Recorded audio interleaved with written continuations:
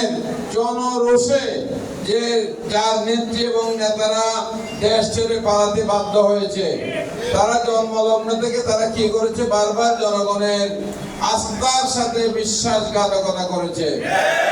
যেমন 1975-এ তারা কি করেছিল, সকল গণতন্ত্রের কথা বলে, মানুষের অধিকারের কথা বলে তারা ক্ষমতায় গিয়ে তারা কি করেছিল, সকল রাজনৈতিক দল বন্ধ ঘোষণা করে একদলীয় শাসন ব্যবস্থা কায়েম করেছিল। বাংলাদেশের সকল সংবাদকারী শক্তির হাতে, চক্রান্তকারীদের হাতে যখন এই চট্টগ্রামের শাহাদত বরণ করেছিল আমাদের প্রিয় নেতা জিয়া, শহীদ রাষ্ট্রপতি জিয়াউর রহমান, তখন দেশনেত্রী বেগম খালেদা জিয়া পরবর্তী 1982 মার্চ কি করেছিল, বিএনপিকে হটিয়ে এরশাদ ক্ষমতা দখল করেছিল।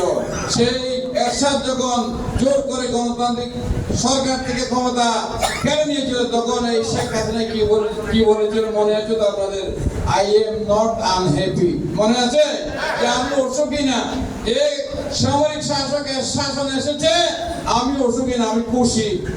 সেই হাসিনা আবার আমরা কি দেখছিলাম, লাল দিঘির ময়দানে একটা বক্তৃতা দিয়েছিল না,